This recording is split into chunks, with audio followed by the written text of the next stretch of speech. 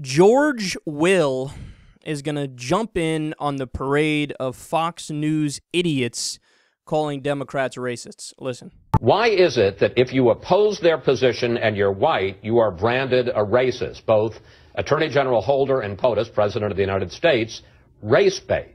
George, is that what's going on here? Sure. Look, liberalism has a kind of Tourette syndrome these days. It just constantly saying the word racism and racist.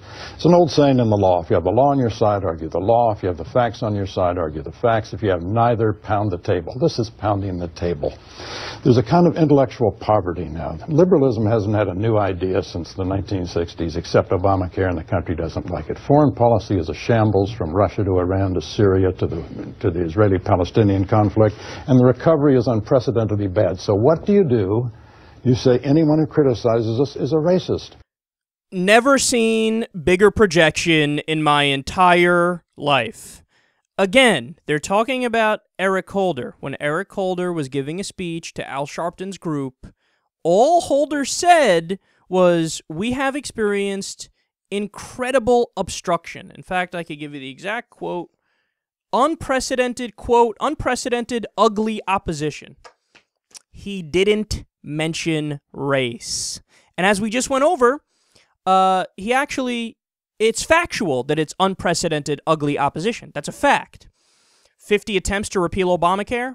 Incredible! That's got to be a record for a single piece of legislation and attempts to repeal it. 50 times attempting to repeal it? That's insanity! A record for a number of filibusters, as we just went over, and a record for do nothing. They passed the lowest number of bills in recorded history. So yes, it's a fact that it's unprecedented, ugly opposition. That's not controversial. That's true, empirically so. But he didn't mention race, but that's why this is awesome, because you get to see what the right-wingers do in such a clear way. It's all projection. As they are talking about race, as they are race baiting, they go, these goddamn Democrats and they're race baiting.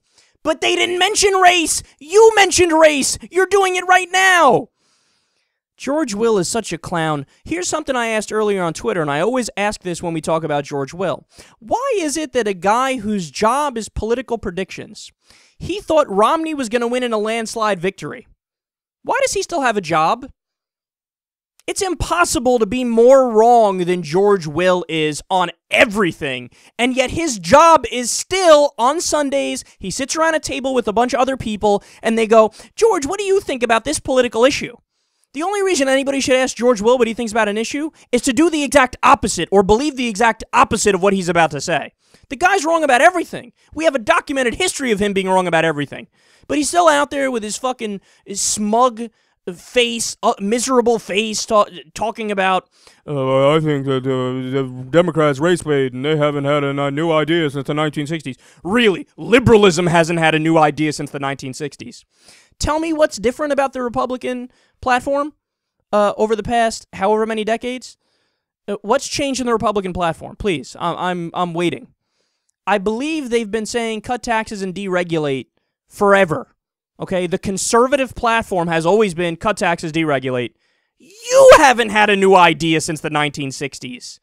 The Democrats are always coming up with new ideas to try to fix the problems that we have as a country. Your idea to fix the problem as a country is one size fits all. It's always cut taxes, and of course only for the rich, and it's always deregulate. Allow corporations to pollute more, and then that's all we need to do. And again, this is provable stuff. So what was Reaganomics? Reaganomics was cut taxes for the rich and deregulate. Well, what did George Bush do? Same thing. Cut taxes for the rich, deregulate. And what did that lead to? An absolute disaster in the country. The subprime mortgage crisis, the Great Recession. You know, right when Reagan left office, too, there was a big crash. Why? Because the same thing always happens when you implement right-wing ideology. Boom, bust cycles. Everything takes off and then it crashes because it's fake wealth that's created. It's a house of cards. It's monopoly money. Now, let's see. What else can I say here? I'll throw in maybe here one more thing. I love when he says foreign policy is in shambles. Right, because of liberalism. Foreign policy is in shambles because of liberalism. Remind me what the Iraq War was? What was that again? I'm waiting. Oh, that's right. It was a neoconservative idea. and it was arguably the biggest foreign policy blunder in American history.